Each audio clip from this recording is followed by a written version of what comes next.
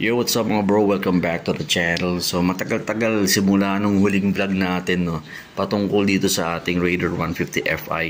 Pero ngayon, nagbabalik na naman tayo sa pagbablog kasi nga meron tayong update para dito sa ating R150 Fi.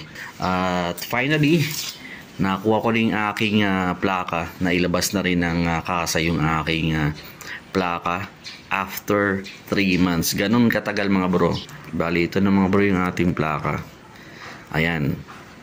After 3 months, nakuha ko na rin siya. Bali, itong Raider 150 Fi natin mga bro, nailabas ko to sa kasas noong August 15.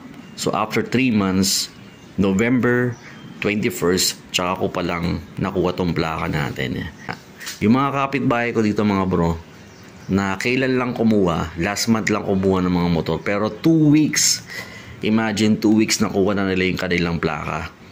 Tapos sa akin, ito aabutin ng 3 months, 'di ba? So ang problema dito mga bro, wala sa LTO kasi nga dalawa yung mga kapitbahay ko kumuha lang ng motorsiklo tapos nakuha na nila 2 weeks pa lang meron na silang plaka.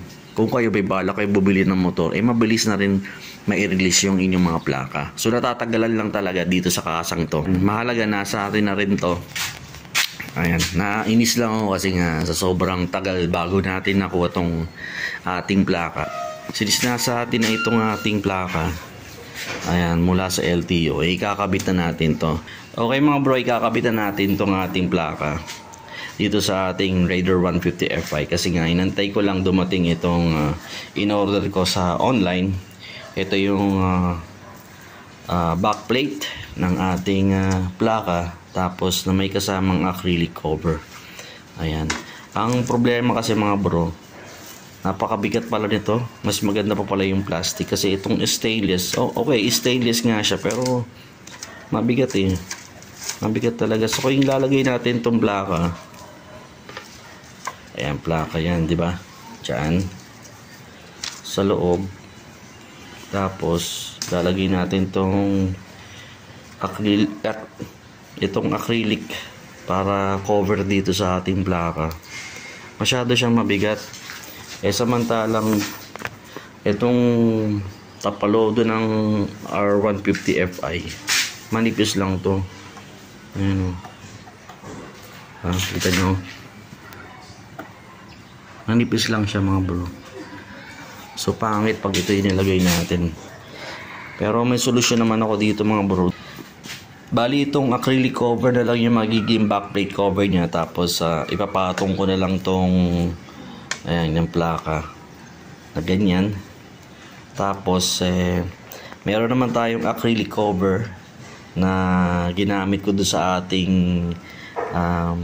pinagawang plaka doon sa temporary plate. Ito lang yung gagamitin kong pinaka cover niya. So ayan o. Magaan lang to mga bro. Buti na lang 3mm lang yung kapal nitong acrylic cover na to. Pero makapal na rin siya, di ba? 3mm. Ayan, kaya magaan lang din. Parehas 3mm yung acrylic cover. So ganito na lang yung magiging itsura niya.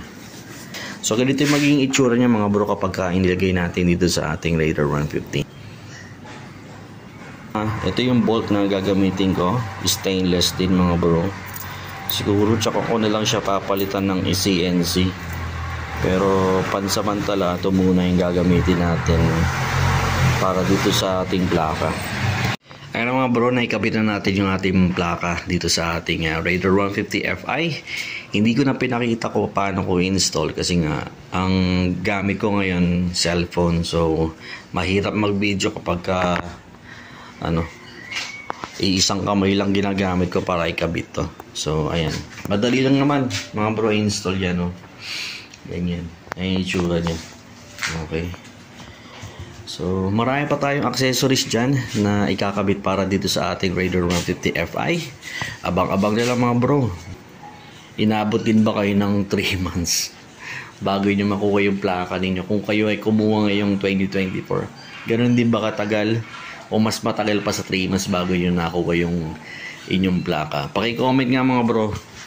Ayan, kasi nga sa atin ang experience natin dito 3 months bago lumabas yung ating plaka. At ito na nga, nakikabit natin dito sa ating Raider 150 Fi.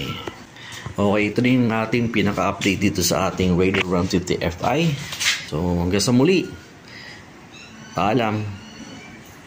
Raider 150 Fi. Ganda.